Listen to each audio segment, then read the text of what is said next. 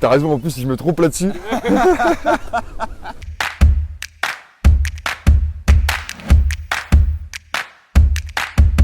Je m'appelle Maxime Tory, j'ai 27 ans et je suis élève à l'École nationale d'administration, à l'ENA. L'ENA, c'est une école de formation des hauts fonctionnaires. C'est une école destinée à former des serviteurs de l'État, des gens qui ont le sens de l'État, qui s'engagent en faveur de l'intérêt général. C'est une école assez prestigieuse qui a été créée en 1945, en octobre 1945, avec une idée précise qui était sortir de ce système un peu décrit par Marc Bloch dans Les Tranches des Fêtes, où les élites étaient en fait issues de cooptation, de père en fils, et sans être vraiment formées. L'ENA, après la Seconde Guerre mondiale, on se dit on a besoin de former les élites, on a besoin d'assurer une continuité de l'État.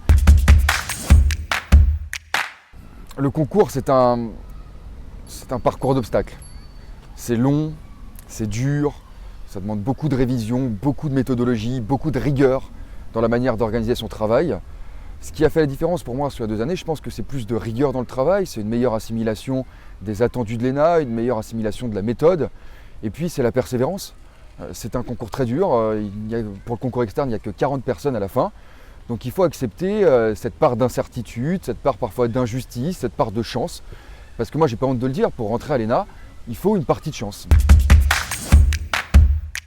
Non, tout le monde ne peut pas passer le concours de l'ENA, il faut avoir à minima bac plus 4.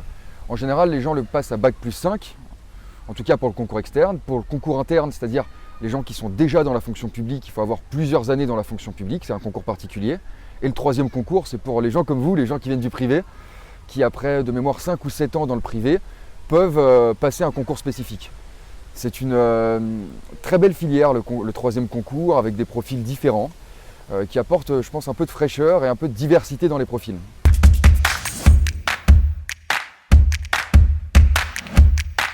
Je pense qu'on peut améliorer encore la diversité sociale de l'ENA, mais la vérité c'est qu'il faut tordre le cou à ce cliché.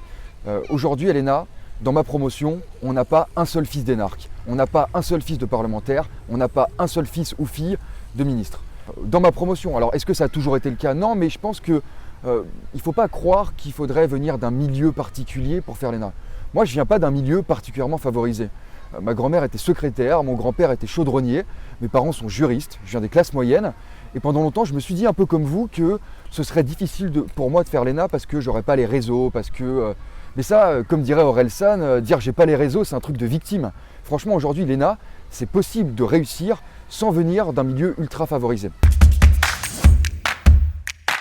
L'ENA, c'est une école qui a une vocation généraliste, c'est-à-dire que pendant les 2 ans, on ne sait pas le métier qu'on va occuper.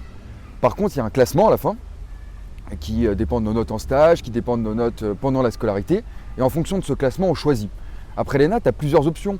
Tu peux devenir juge administratif, tu peux devenir administrateur civil dans un ministère, tu peux très bien devenir conseiller d'État, faire partie de la Cour des comptes, tu peux rejoindre le corps diplomatique ou, très beau métier, rejoindre le corps préfectoral. Passer l'ENA et s'engager au service de l'État, c'est une belle aventure.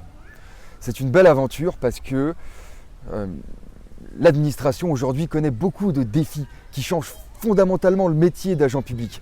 On pense à la menace terroriste, on pense aux incertitudes géopolitiques, on pense à la numérisation, à la réduction budgétaire.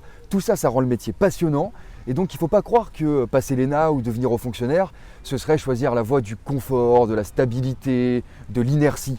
Aujourd'hui, l'administration bouge, elle bouge tout le temps, elle s'adapte en permanence et elle devra s'adapter encore demain. Donc passer l'ENA, c'est un peu être un aventurier.